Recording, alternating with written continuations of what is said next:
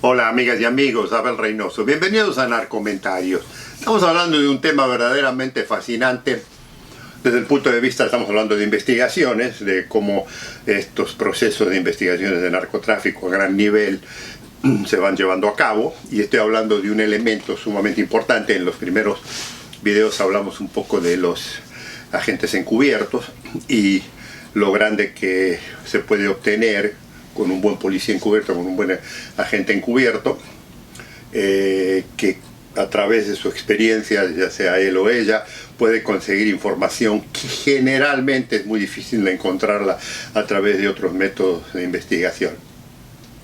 Pero el otro método, que es incluso muchísimo más relevante y que se utiliza mucho hoy en día, y ya voy a hablar un poquito de la historia de esto, es el uso de testigos protegidos, testigos presenciales, testigos reales, legítimos. Estamos hablando de la parte legítima. Hay una parte ilegítima de todo este proceso en el cual, increíblemente, y yo digo, aquí hablamos de ambos lados, los abogados defensores en algunas situaciones tienen su válido argumento en contra del uso de los testigos protegidos. Ya voy a hablar de los testigos protegidos, de los malos testigos protegidos, porque como todo, hay dos caras a la moneda, ¿verdad?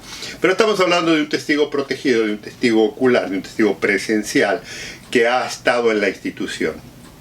Y así como yo le digo del buen policía encubierto o el agente encubierto, él o ella puede obtener muchísima información, puede contribuir con información real, ya sea a través de conversaciones de que se tuvo cierto momento en lugares y demás, pero no es tan efectiva como un buen testigo protegido. ¿Y por qué el testigo protegido es muy útil?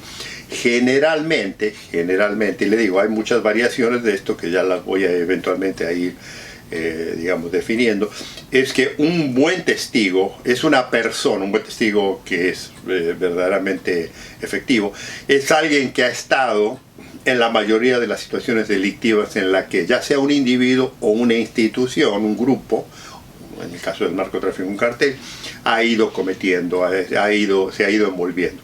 ¿Y por qué esto? Porque un testigo protegido, un testigo ocular que ha estado en presencia, va a saber de fechas, va a saber de personas, va a saber de tiempos, va a saber de lugares, direcciones, lugares geográficos específicos, va a saber de equipo, va a haber muchísima información de primera instancia que a lo mejor la policía la tiene, como les comenté anteriormente, o la justicia la tiene, pero no la puede utilizar porque no sabe en qué momento cae esa pieza. Acuérdense que una investigación es como rompecabezas.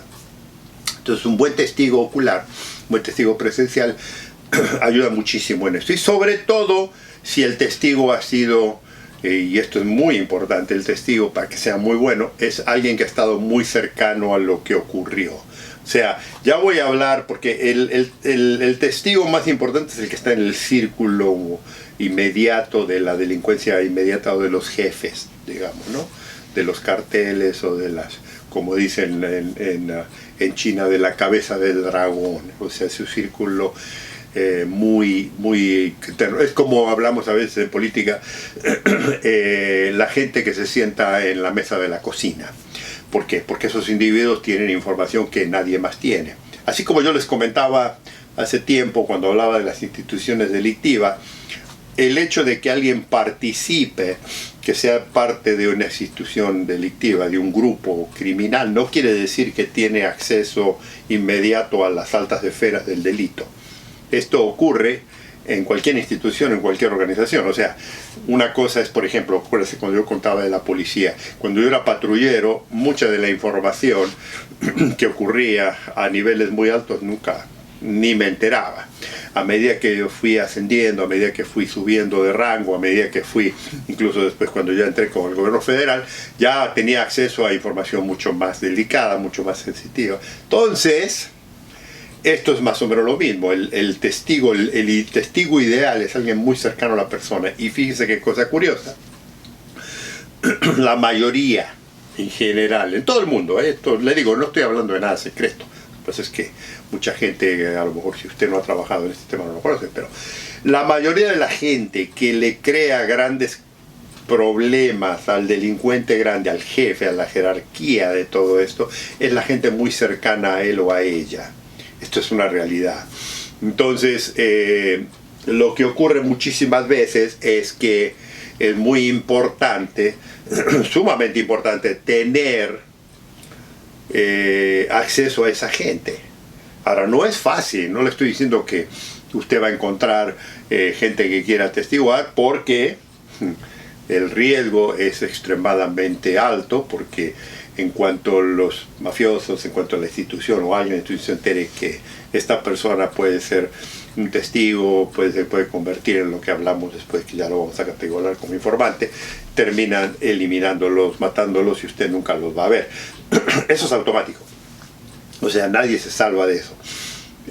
Entonces, ¿qué ocurre? Porque el delincuente sabe que si esta persona, él o ella, divulga toda la información que tiene, se le acaba el reinado. Y en casos, y aquí ya estoy hablando en casos muy especiales aquí en Estados Unidos, pero también ha ocurrido en casos en Latinoamérica, en casos en Europa, en algunos países donde se permite esta figura judicial. La mayoría de los individuos que usted oye de pronto que fueron arrestados, que fueron procesados y que eventualmente fueron encontrados culpables, ocurre precisamente porque hay personas muy cercanas que estuvieron alrededor de los actos delictivos en los que se le está juzgando y pueden fehacientemente relatar y demostrar, porque este es mi problema, es una situación muy importante, demostrar que ocurrió esto y esto. Y en la demostración viene, no solamente le puede proveer fotografías, videos, le puede proveer fechas, le puede proveer eventos, que la policía puede tener ya y que esta persona se los indica que esto es lo real y lo válido. Entonces, obviamente, cuando usted tiene una situación de este nivel, con un informante, con una persona, un testigo que observó, solidifica mucho el caso judicial, a no ser que haya otras circunstancias. O sea, siempre hay algunos problemas, ¿no? Con este tipo de testigo. Una de las cosas que yo debo de mencionar aquí es que muchos de nuestros países, particularmente acá en Estados Unidos, la ley lo permite, lo contempla, la ley federal, la ley estatal lo contempla, el uso de este tipo de testigos. Pero en muchos de nuestros países se ha intentado, se ha tratado de utilizar, de crear esa figura, y en algunos no se los permite. Y la razón por la que no se los permite, o sea, hay dos razones, que como todo lo que se habla en el narcotráfico, el cuento. Una es la real, ¿no? La real razón, o sea que no le conviene a los delincuentes, obviamente. Y la otra es la oficial o ficticia. Y la oficial o ficticia, o la oficial, la que mucha gente quiere argumentar, y este argumento no viene de parte de los abogados defensores, y también de individuos que están metidos en el cuento del narcotráfico, que son políticos, que son los que supuestamente tienen que aprobar, o sea, escribir esta ley y luego aprobarla, hacerla pasar primero por el Congreso y luego por el Senado. No les conviene. No les conviene porque si están metidos en eso, ¿cómo van a aceptar que alguien, una figura de este tipo, se suba alguna vez a un banquillo de testigos y divulgue todo? Porque puede divulgar hasta los nombres de ellos. Quiero que entienda eso.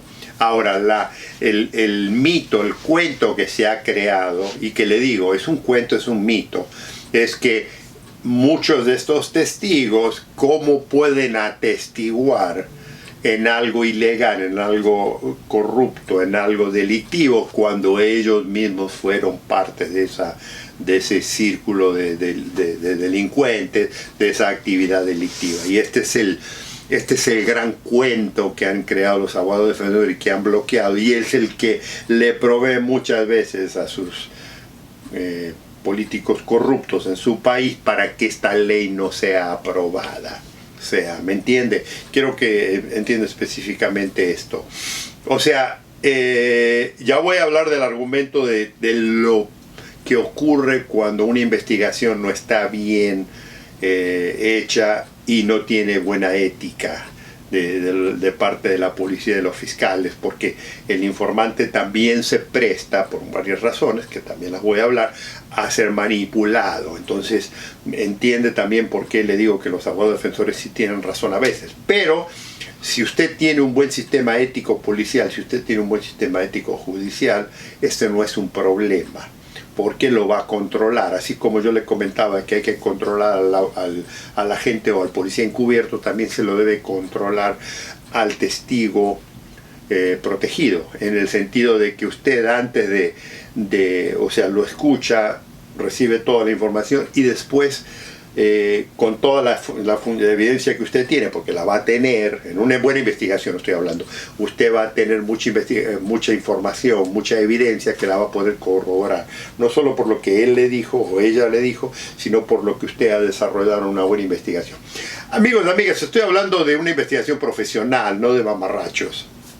No le estoy hablando de hacerlo meter preso al individuo no haciendo trampa, y estoy hablando de una investigación verdaderamente profesional, bien hecha, con investigadores que en realidad tienen una alta ética, que son muy profesionales en lo que ellos hacen, entonces que no se van a prestar a este tipo de juego. Después ya voy a hablar yo de la corrupción y del policía que manipula esto, pero estoy hablando aquí de esto. Entonces, cuando usted tiene un buen investigador, cuando usted tiene un buen fiscal, cuando usted tiene un sistema judicial que apoya legalmente el uso de la información, y usted tiene un buen testigo, es infalible la mayoría de las veces, a no ser que por falta de supervisión, por falta de preparación de parte de los sistemas de investigación, no hayan llevado correctamente, como yo le comentaba en la investigación, a través de los requisitos que la ley le pide que usted debe de completar. Acuérdense que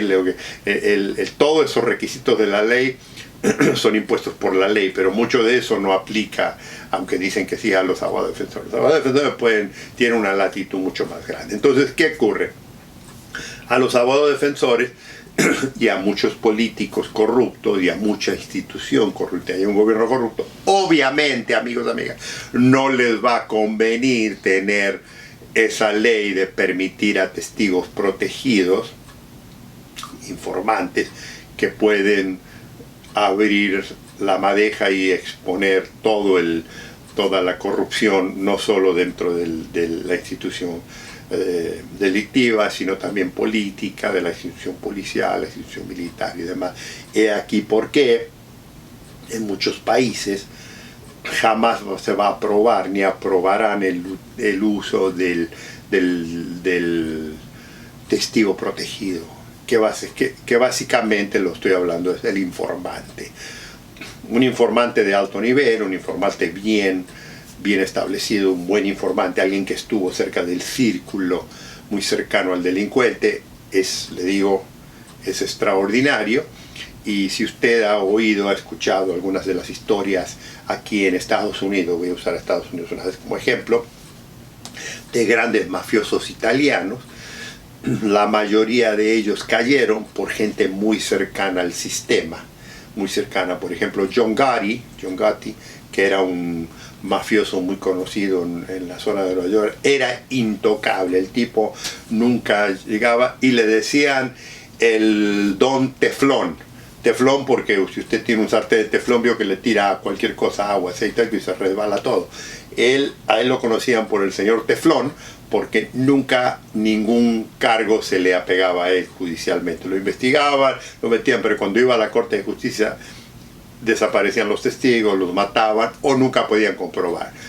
Al final, si usted conoce la historia, al final, si no lo recomiendo, acá en Estados Unidos, se acuerda que yo siempre le digo, todo se hace en película, al final lo arrestan, la última vez que lo arrestan, y el que lo sirve en una bandeja, digamos, porque le da toda la información a la justicia, al FBI, a la justicia que lo estaba investigando, era su mejor amigo, su guardaespaldas, su íntimo, su mejor. O sea, el individuo que lo atrapa, el que lo cierra y que da toda la información, se llamaba el Toro Bravano, Bravano era el sicario personal, era el amigo, había sido. ¿Y qué pasa? Si usted después, y Bravano por cierto fue muy efectivo, estuvo muchas veces, ya cumplió varias condenas de esto, después ha salido y nunca le ha pasado nada, pero Bravano fue el que proveyó la mayoría de la información para que John Gotti cayera. Claro, hay otras razones por las que Gotti cayó, era demasiado popular, era demasiado payaso para que la mafia lo aceptara. Había muchas otras razones políticas, económicas que lo querían sacar y entonces esto sirvió para eso. Pero le comento, alguien muy cercano a él logró que se cayera todo. Y esto es lo que yo les estoy explicando aquí, porque estos testigos son muy, muy importantes. Pero esto, amigos, lo vamos a continuar. Los espero en el próximo Narcomentario. Un gusto saludarlos.